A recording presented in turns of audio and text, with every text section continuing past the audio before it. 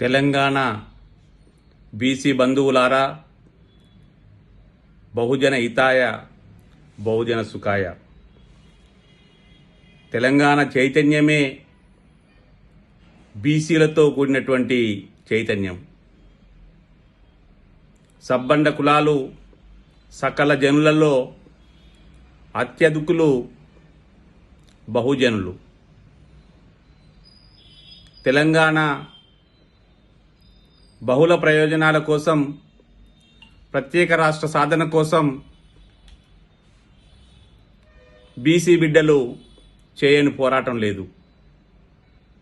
ప్రత్యేక రాష్ట్రంగా తెలంగాణలో బీసీల ఉనికి రాజ్యాధికారంగా మారే దిశలో తొలుత సామాజిక సాధికారికత సాధించుకోవాలంటే స్థానిక సంస్థల్లో ఖచ్చితంగా వర్తమాన ప్రభుత్వం చేసిన కామారెడ్డి ఎన్నికల ప్రమాణం మేరకు 42% బీసీ రిజర్వేషన్ దక్కించుకోవాలి.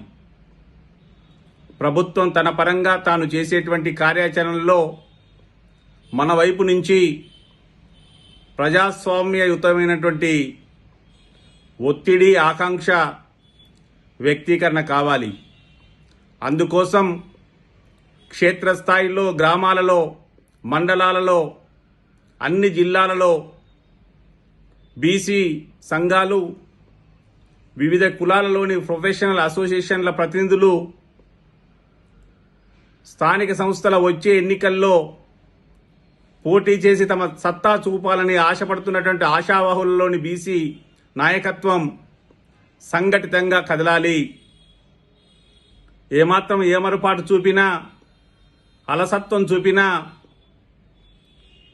బీసీ పునాది ప్రమాదం ఏర్పడుతుంది. కాబట్టి కేవలం రాజ్యాధికారం కోసం నినాదంతో అడుగు వేస్తే సరిపోదు. తొలుత సాధించాల్సింది సామాజిక సాధికారికత. సామాజిక సాధికారికత అంటే స్థానిక సంస్థలలో 42% బీసీ రిజర్వేషన్.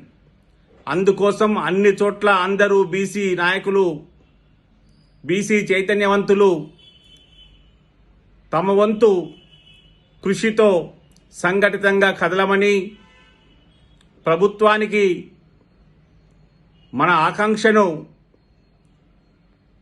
వీలైనంత పట్టుదలంగా వ్యక్తీకరించమని, అందుకోసం నిరంతరం ఎన్నికలు పూర్తయ్యే వరకు స్థానిక సంస్థల్లో మన ఉనికిని పరిపుష్టం చేసుకునే వరకు మనం సంఘటితంగా కృషి చేయాల్సిందే అని మీ అందరికీ, మీ తోబుట్టువుగా, మీ బంధువుగా, మీ బీసీ బంధువుగా, మీ రాపోల ఆనంద భాస్కర్గా నేను ఈ విన్నపం చేస్తా ఉన్నాను.